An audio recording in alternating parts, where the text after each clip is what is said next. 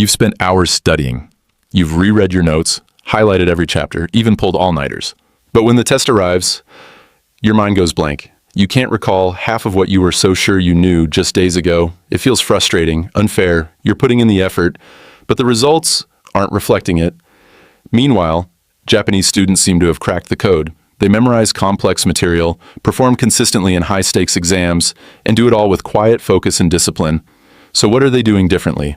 And more importantly, how can you apply it to your own studies, even if you're overwhelmed, behind, or just tired of forgetting? Let's start with this truth. The brain forgets by design. Forgetting isn't failure, it's a feature of your brain's efficiency. Unless your mind sees a piece of information as useful, it doesn't waste energy storing it. This explains the infamous forgetting curve, a psychological principle that shows how most of us forget up to 70% of new information within 24 hours if we don't review it. The way to fight this isn't through more hours or more effort, it's through smarter timing. Japanese students are often trained from a young age to use a method called spaced repetition. Instead of cramming once, they review the same material several times, but spaced out over days or weeks. The idea is simple. Review what you've learned just before your brain is about to forget it. That moment of struggle to remember is what strengthens the memory. With each correctly timed review, the memory becomes more stable, more automatic, more permanent. It's not about repetition, it's about when you repeat. But what you do during those review sessions matters too. Most students review by rereading or highlighting. Japanese students rely on a more powerful tool, active recall. This means testing yourself, not just reviewing passively. You try to bring information out from memory without looking at the answer. That active retrieval rewires your brain. Flashcards, self-quizzing, explaining a concept out loud. These aren't just gimmicks, they're what cognitive psychologists call desirable difficulties. They feel harder in the moment, but they lead to deeper, longer-lasting learning.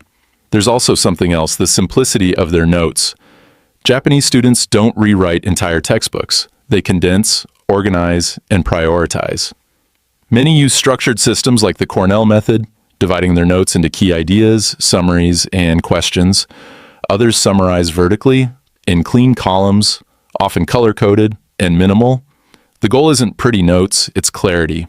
They make their notes reviewable, easy to scan in 5 minutes.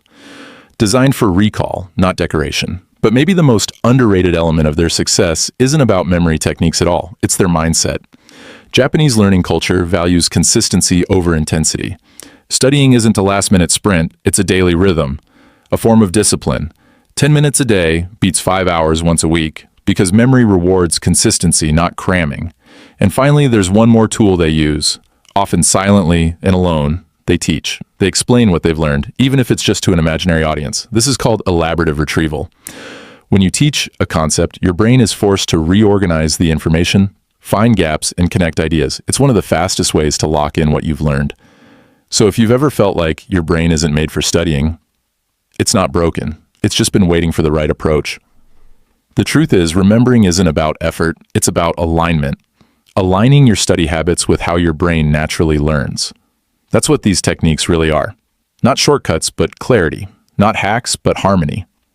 And once you experience that shift, when learning stops feeling like a battle and starts to feel like momentum, it changes everything. Not just how you study, but how you see yourself.